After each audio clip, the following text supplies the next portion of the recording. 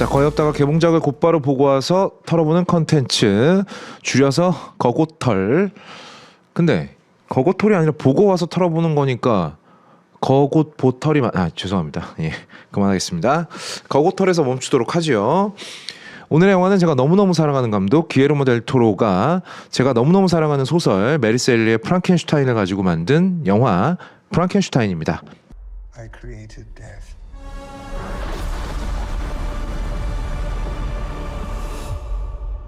그 말인즉슨 오늘은 이야기가 조금 길어지고 우리 PD는 또 편집하느라고 죽을 고생을 좀 하게 될 거라는 얘기죠.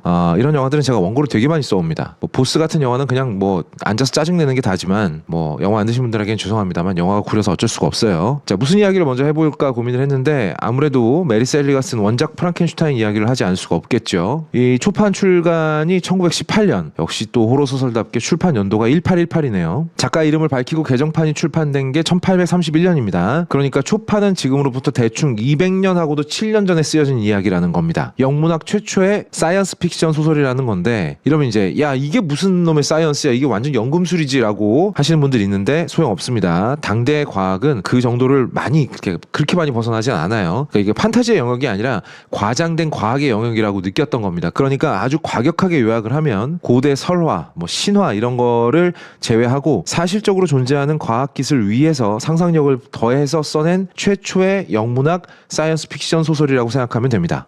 좀 어렵죠? 그냥 최초의 SF라고 생각하시면 더 기억하기 쉬울 거예요. 제우스가 막 갑자기 나타나서 막 독수리로 변신하고 막 불벼락 내리고 이런 거는 당대든 전대든 후대든 실제 존재하는 과학기술 위에서 쓰여진 게 아니기 때문에 그 이후에 만들어진 수많은 영문학 작품들 중에서 실제 과학기술을 일부라도 차용해서 거기에 상상력을 덧댄 소설은 프랑켄슈타인이 최초라는 겁니다. 그러면서도 지금은 고딕 호러 장르의 불멸의 명작 중에 하나가 되기도 했는데요. 이거는 1931년 영화 프랑켄슈타인에서 기인된 바가 커요. 그 얘기는 나중에 하기로 하고, 어쨌든 200년이 지나도록 아직도 인간이 창조해낸 불완전한 생명체나 피조물을 일컫는 말의 대명사로 남아있죠. 프랑켄슈타인. 심지어 프랑켄슈타인은 만든 사람의 이름이지 그 괴물의 이름이 아니에요. 그럼에도 불구하고 뭐 어디서 막 얽혀가지고 막 대충 만들어진 걸 보면 야, 이 무슨 프랑켄슈타인이냐? 이렇게 말하는 걸 보면 아직까지도 어마어마한 영향을 미치고 있는 소설입니다. 아마 지금으로부터 한 200년이 더 지나가도 이 소설의 위치가 흔들리는 일은 없을 겁니다. 뭐 흔히들 말하는 소위 이제 매드 사이언티스트, 미친 과학자가 등장하는 모든 이야기, 또 인간이 자신과 비슷한 창조물을 만들어내는 모든 이야기의 원형이 이 소설에 전부 들어가 있습니다. 전부라는 점이 상당히 비범한데요. 그냥 뭐 만들어냈다, 불완전했다 이렇게 끝나는 이야기가 아니라 그로 인해서 벌어지게 되는 모든 불행한 일들과 그로 인한 창조자, 그러니까 매드 사이언티스트이자 인간이 갖게 되는 갈등, 신의 권위에 도전한 결과 등등 상당히 엄청난 클리셰들이 여기서 이미 다 완성이 됐고, 그 다음에 만들어지는 모든 문학작품, 창작작품이 이 소설의 영향을 벗어나지 못한다는 겁니다. 이건 진짜 어마어마한 거예요. 당장 머릿속에 떠올리는 비슷한 얘기들 한번 정리해보죠. 리들리 스콧이 만든 에일리언 시리즈, 그리고 프로메테우스라는 영화 있죠. 역시 창조자와 피조물의 이야기입니다. 에일리언 시리즈에서 등장하는 제노모프는 외계 생명체의 개입으로 인해서 인간의 몸을 숙주로 만들어서 태어나게 된 외계 생명체죠. 하지만 인간의 배를 뚫고 나왔으므로 인간이 창조자라고 불러도 크게 상관이 없습니다. 숙주 또한 창조자니까. 이 제노모프 역시 인간의 피조물 중에 하나고, 그리고 온전히 인간의 계획대로 만들어진 생명체가 있죠. 합성인간 데이빗인데요. 이 두 피조물이 모두 창조자에게 반항하고 잡아먹고 속여먹죠. 그리고 그 짓거리는 언제나 그 창조자인 인간이 먼저 한 짓거리입니다. 이 관계 역시 프랑켄슈타인 박사와 그의 피조물인 괴물, 이제 크리처라고 통칭해서 부르도록 하죠. 크리처와의 관계에 상당 부분 빚지고 있습니다. 뭐 최초의 과학소설이라는 점이 더 중요해지는 지점은 바로 인간이 자연을 지배하고 과학을 발달시킬수록 수많은 피조물들이 만들어지고 있다는 겁니다. 인간은 뭔가 새로운 것을 만들어낼 때마다 이 프랑켄슈타인의 딜레마에 빠지게 되는데요. 터미네이터에 등장하는 스카이넷의 스위치를 최초로 켠 인간, 혹은 매트릭스에 등장하는 그 기계 문명을 처음 만들어낸 인간, 아이로봇에 등장하는 로봇 설계자인 뭐 알프레드 레닝 박사, 또 울트론을 만들게 된 토니 스타크 역시 똑같은 딜레마에 빠집니다. 내가 창조해낸 이 강력한 물건이 과연 내 뜻대로 움직여줄 것인가? 얘는 기본적으로 선한 놈인가? 아니면 나쁜 놈인가? 아니면 나와 인류를 공경에 빠뜨리게 될 대악당인가? 여기에 대해서 이 프로메테우스에서 등장했던 합성인간 데이빗은 이렇게 대답을 합니다. Doesn't everyone want their parents dead? 라는 말인데 이 피조물이 스스로의 의지와 지능과 심지어는 육체적 능력을 가진 지적 생명체가 된 순간 그 창조자들은 필연적으로 자신의 위치를 피조물에게 빼앗기게 된다는 겁니다. 그러니까 피조물이 창조자의 뜻에 반하게 되는 것은 그 피조물이나 창조자에게 있어서 필연적인 일이라는 것이죠. 뭔가 좀 선악의 문제가 아니라는 겁니다. 뭔가 좀 굉장히 철학적이죠. 이 이야기를 207년 전에 메리 셀리가 최초로 한 겁니다. 먼저 다 했어요. 그러니까 대단하다는 겁니다. 그러니까 개쩐다는 거고요. 원작 프랑켄슈타인에 대해서는 이 정도만 알고 계시면 됩니다. 앞으로 창조자와 피조물의 관계를 다루는 모든 인문학, 철학, 과학적인 이야기들은 이 소설을 완전히 벗어나서 존재할 수 없습니다. 불가능하다. 그리고 이 모든 이야기는 원작자인 메리 셀리가 18살에 난로가에서 바이런과 서로 무서운 이야기 지어내기 내기하다가 만들어낸 것이다.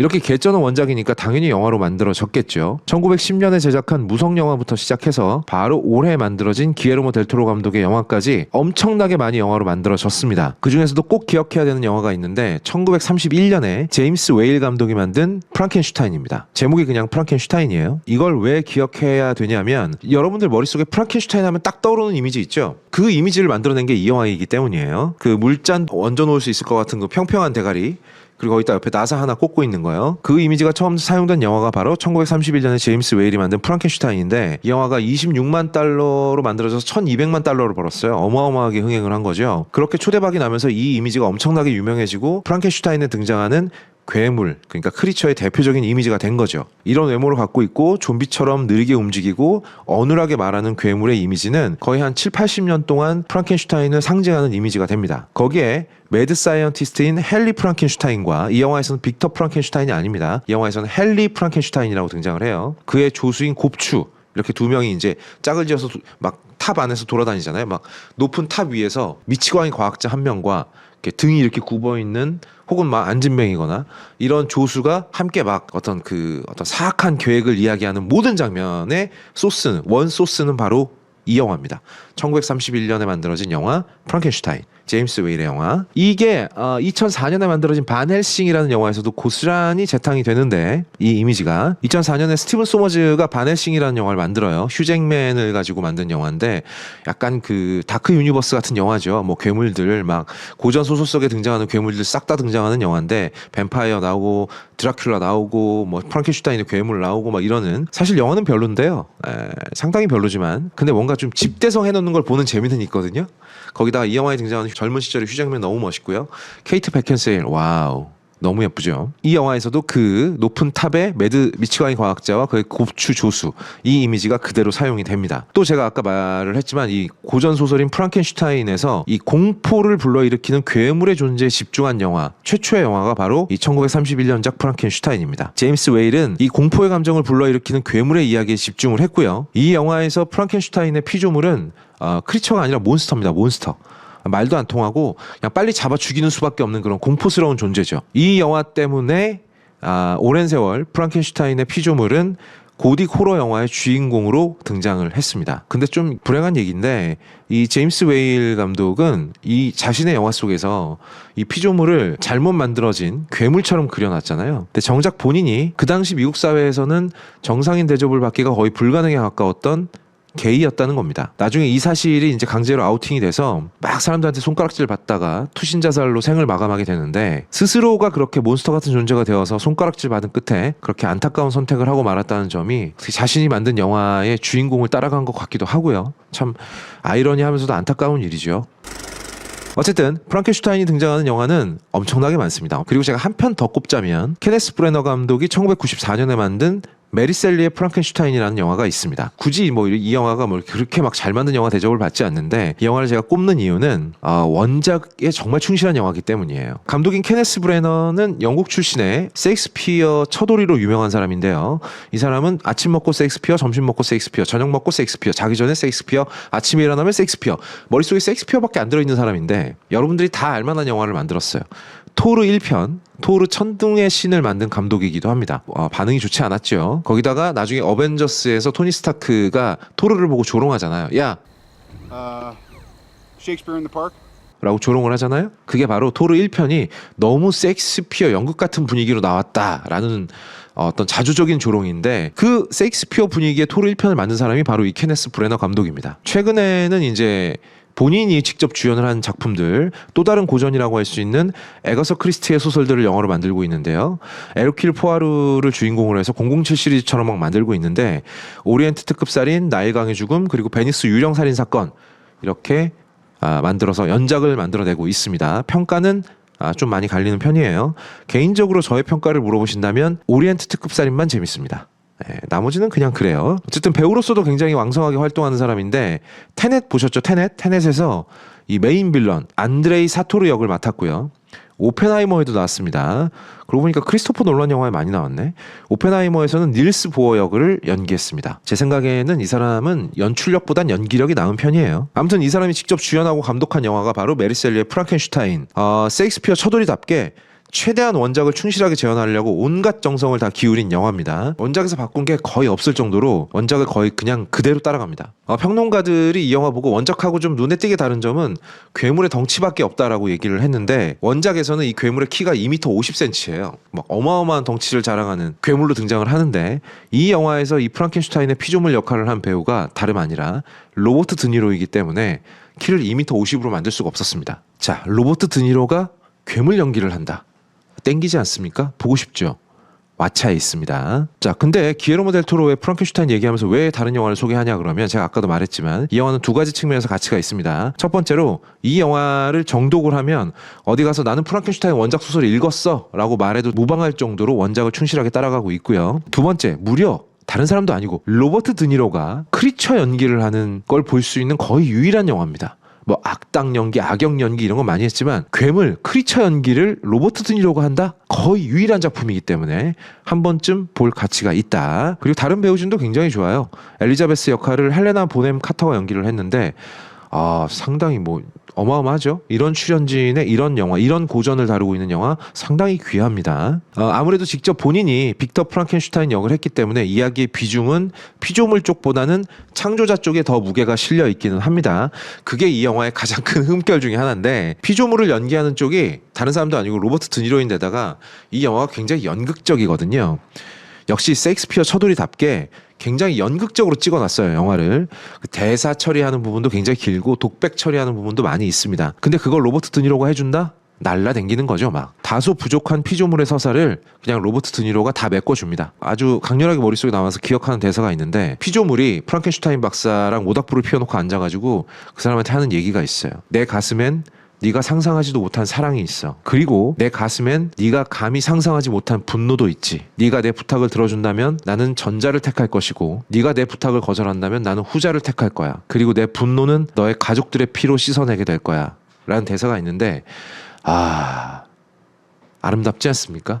저는 이런 이 대사빨이 살아있는 영화를 굉장히 좋아해서 굉장히 이런 연극적인 맛도 있고 제가 굉장히 좋아하는 영화입니다. 다시 한번 얘기하지만 이 영화 보시면 어디 가서 나는 원작 프랑켄슈타인을 읽었다라고 말하셔도 돼요.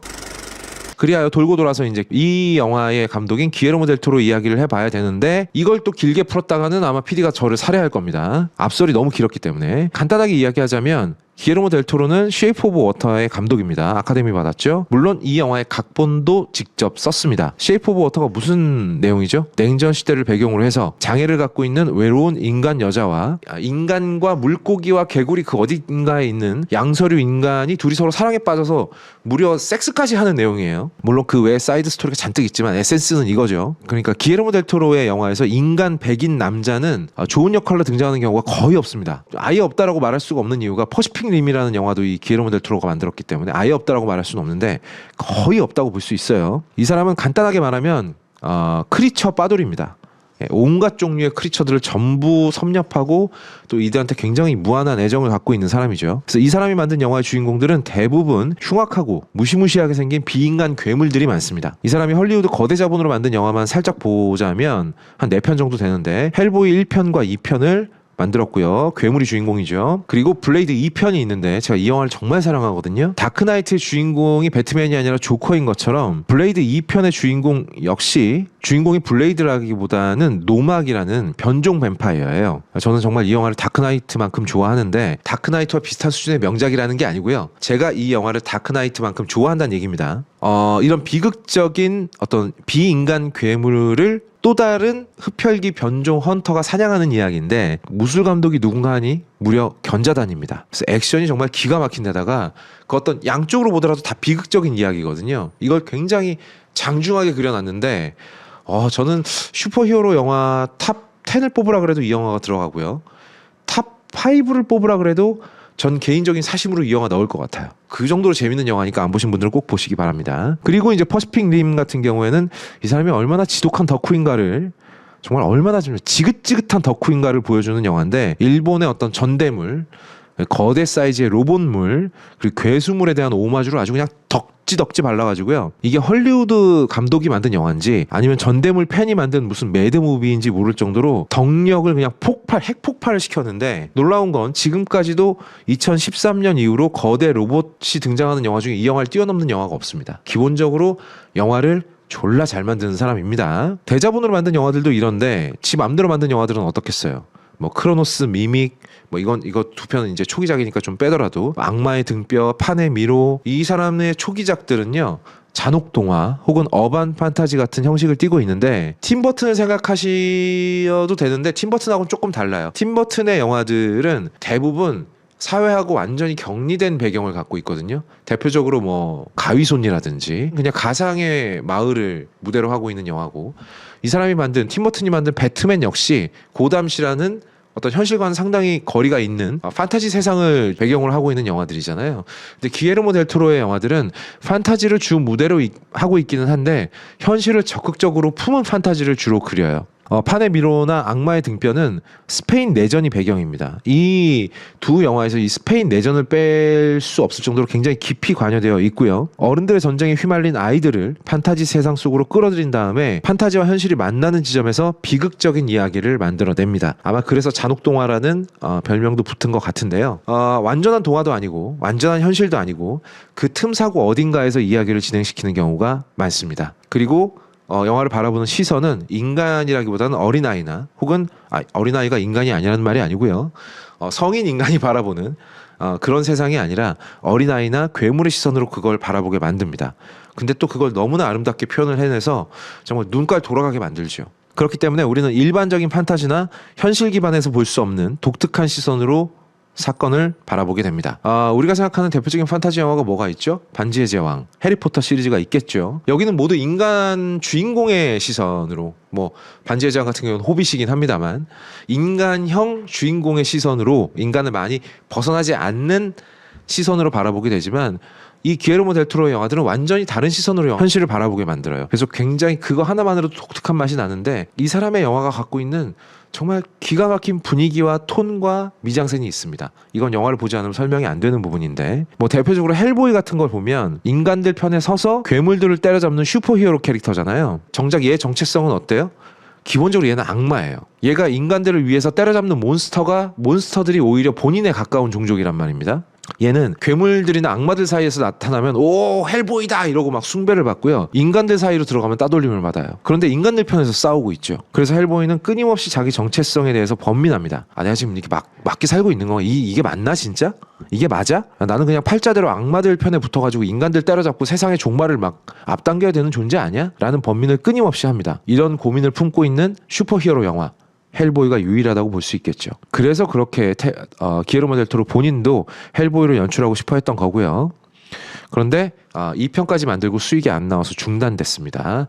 만약에 유니버셜 픽처스가 그대로 기에르모 델 토로 감독을 쭉 밀어줬더라면 아카데미 작품상을 받은 감독이 만든 슈퍼히어로 시리즈가 될 수 있었는데 바보 같은 놈들. 자, 어쨌든 기에르모 델 토로 감독은 근본적으로 인간보다는 그들이 만들어내고 가져다 버려버린 비틀리고 망가진 피조물에 더 애정을 갖고 있는 사람입니다. 뭐 인간을 싫어하는 건지 괴물이 좋은 건지는 모르겠습니다만 어쨌든 그래요. 근데 그런 사람이 피조물 이야기의 원조 중의 원조인 프랑켄슈타인을 영화로 만든다.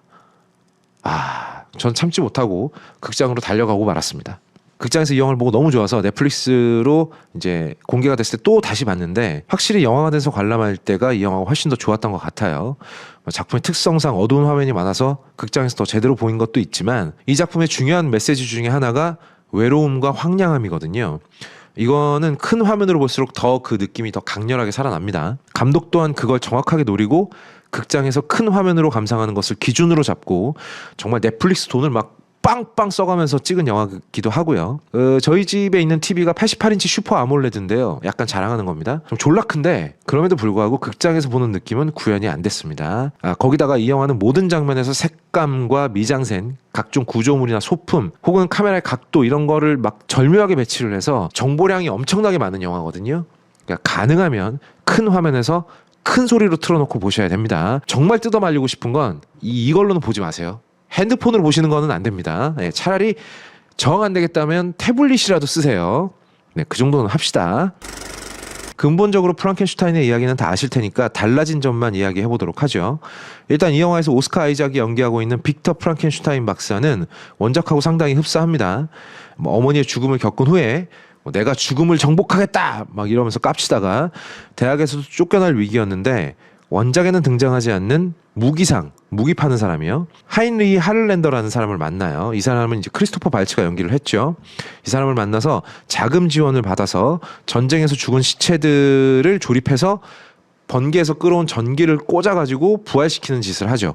그러다가 엄청난 괴물을 완성해 버리게 되고 그것 때문에 자기 인생을 완전히 조져버리게 됩니다. 원작하고 달라진 점은 프랑켄슈타인 박사를 도와주는 사람이 대학 교수, 그러니까 한 세대 앞선 지성이나 혹은 과학이 아니라 자본가로 바뀌었다는 거예요. 전쟁에 무기 팔아먹는 무기상으로 바뀌었다는 건데요. 동생인 윌리엄과의 관계도 조금 달라졌고요. 엘리자베스와의 관계도 사랑하는 연인 관계가 아니라 동생의 연인으로 바뀌었습니다. 그러니까 즉 자기 제수씨가 될 여자를 이렇게 콩짝콩짝 뭐 사랑하게 되면 어쩌고저쩌고 뭐 이런 얘기가 또 숨겨져 있어요. 그렇지만 인물의 특성이 크게 달라지진 않았습니다. 이 영화에서 가장 많이 달라진 점은 주인공인 피조물입니다. 기르모 델 토로는 인간 이야기엔 별로 관심이 없어요. 당연히 피조물이 많이 달라졌겠죠. 이 영화에 등장하는 피조물은 이전 영화들에서 등장했던 공포스러운 괴물이 아닙니다. 오히려 때와 장소를 잘못하고 태어난 슈퍼히어로나 메타휴먼에 가까워요. 대표적인 게 이 피조물은요 무려 힐링 팩터를 갖고 있습니다. 이게 막 단순히 힘이 세고 커다란 정도가 아니라 상처를 입어도 죽지 않고요. 스스로 자가 치유 능력을 갖고 있어요. 이거는 물론 프랑켄슈타인 박사의 의도도 한참 벗어난 거고요. 괴물이나 짐승이 아니라 오히려 인간보다 훨씬 더 우월한 존재로 그려지게 됩니다. 이유도 모르고 세상에 던져진 이 인간보다 우월한 존재는 인간들로부터 학대받고 인간들 때문에 몇 번이나 죽을 고비를 넘기게 되지만 그래도 인간들을 일방적으로 증오하거나 경멸하거나 혹은 마구 죽여버리는 짓을 하지 않습니다. 원작에서는 얘가 이제 자기 아버지인 프랑켄슈타인 박사한테 빡쳐가지고 아기를 가지고 이 프랑켄슈타인 박사의 가족들을 거의 몰살시켜버리게 되거든요. 어린 동생까지 죽입니다. 그런데 여기서는 그런 종류의 아기도 품지 않고요. 프랑켄슈타인 박사의 가족들의 죽음에도 거의 직접적으로 관여하지 않습니다. 가족들이 죽는 건 사고에 가깝고요. 의도를 품고 살해하는 게 아닙니다. 프랑켄슈타인 박사의 탓이 훨씬 더 커요. 피조물은요 자신의 존재를 인정해주고 네가 어떻게 해서 태어나게 됐어.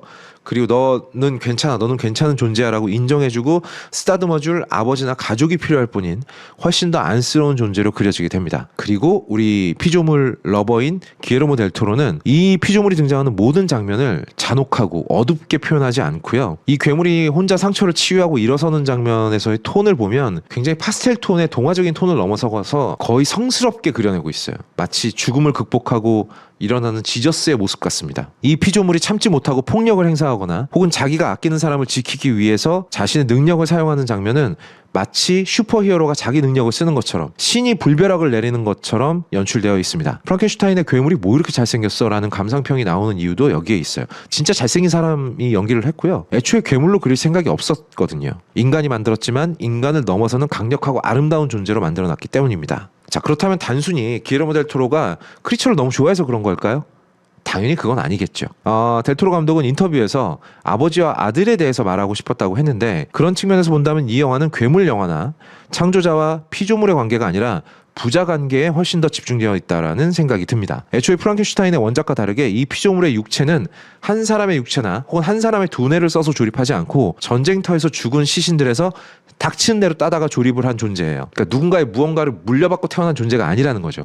온전히 빅터 프랑켄슈타인 박사의 아들입니다. 세상 모든 아들들은 아버지의 피조물이지요. 물론 어머니의 피조물이기도 합니다. 당연히. 여기서는 이제 부자관계의 영화가 집중되어 있으니까 그런 거예요. 왜 여자는 빼냐 이러지는 말고요. 제가 아까 처음에 모든 창조자는 피조물을 바라보면서 기쁨과 공포를 동시에 느낀다고 했는데 이 영화의 프랑켄슈타인 박사 역시 자신의 피조물을 바라보면서 공포를 느낍니다. 이거 내가 만들었는데 이게 이 새끼 이거 너무 강력한데? 그냥 만들기 편하게 그냥 커다랗게 만들어 놨더니만 이 새끼가 나를 뛰어넘잖아. 얘를 내가 컨트롤할 수 있을까? 이 자식이 나중에는 내가 가진 모든 걸 아주 당연하다는 듯이 빼앗아가지 않을까? 내가 사랑하는 여자까지? 자, 이렇게 되면 뭐죠? 오이디푸스 컴플렉스입니다. 심지어 이 영화의 피조물은요, 프랑켄슈타인이 사랑하는 엘리자베스와 아주 깊은 교감을 하게 되는데 프랑켄슈타인 박사는 그걸 바라보면서 자기 여자도 아닌데 그걸 바라보면서 엄청난 질투심을 느끼고 심지어는 그 피조물을 살해해버리려는 시도를 하게 됩니다. 창조자와 피조물의 관계이자 오이디푸스 컴플렉스로 엮여있는 아버지와 아들의 관계를 만들어 놓은 것이지요. 그런데 세상의 모든 아들들이 시간이 흐르게 되면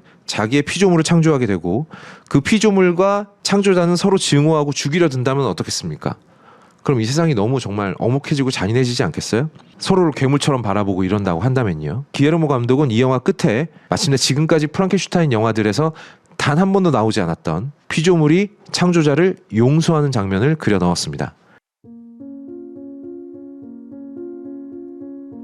이 세상에 나를 던져놓고 아무런 가르침도 주지 않고 유기견처럼 나를 버렸고 심지어는 나를 살해하려고 했던 아버지이자 창조물을 용서하는 피조물인 거죠. 그런 의미에서 그 순간 이 프랑켄슈타인의 피조물은 창조자를 뛰어넘는 존재가 되게 됩니다. 그리고 우리 모두는 나의 가족과 부모를 용서하는 순간 그들보다 나은 존재가 될 수 있겠죠. 아마도 기에르모 감독이 말한 마지막에 화해하는 장면은 그런 의미를 포함하고 있는 것이 아닌가.